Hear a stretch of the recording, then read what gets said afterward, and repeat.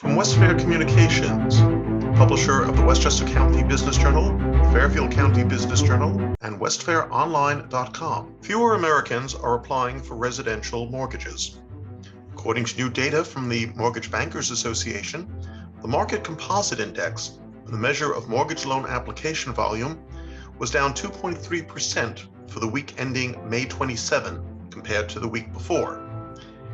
The seasonally adjusted purchase index was down 1% from the previous week, and the refinance index was down 5% from the previous week, and was also 75% below the same level from 1 year ago. Purchase application levels were also down 14% from 1 year ago. Elsewhere in the housing market, more new homes are being built in the Sun Belt states than anywhere else in the country.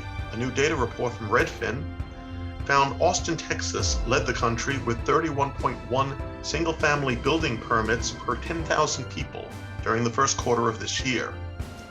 Other Sun Belt markets that are seeing a spike in new building include Raleigh, North Carolina, Jacksonville, Florida, Nashville, Charlotte, North Carolina, Phoenix, Houston, Orlando, Dallas, and Las Vegas.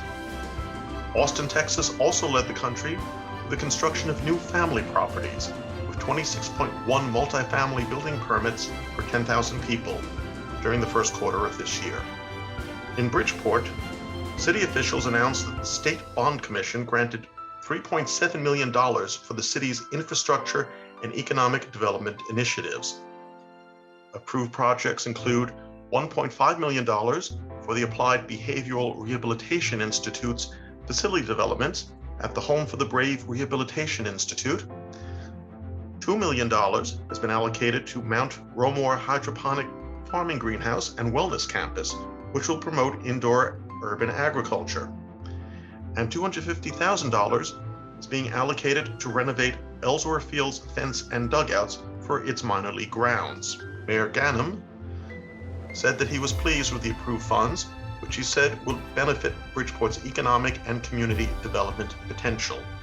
Over the state border in New York, Rockland County has instituted a sales cap tax on motor fuel. Under this initiative, the local sales will only apply to the first $2 of a gasoline purchase. The cap is in effect through February 28 of 2023 and comes in conjunction with the state's suspension of the excise and sales taxes on gasoline purchases that also began on June 1st and will run through the end of this year.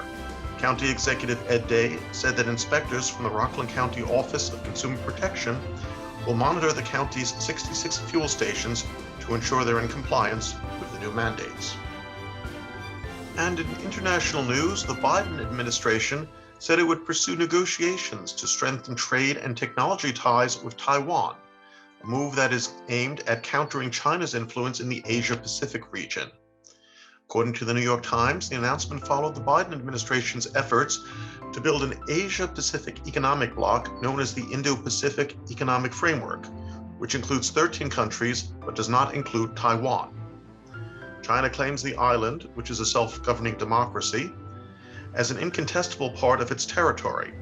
Although Taiwan expressed interest in becoming a full member of the Indo-Pacific Framework, many of the participating countries felt that was too controversial and would provoke a response from China. The talks with Taiwan will cover many of the same issues as the framework, including digital trade, to reduce red tape for importers and exporters. U.S. officials said the talks would focus on a variety of other issues, including agriculture and aligning technology standards. And that's it for today's headline news. I'm Phil Hall from West Fair Communications.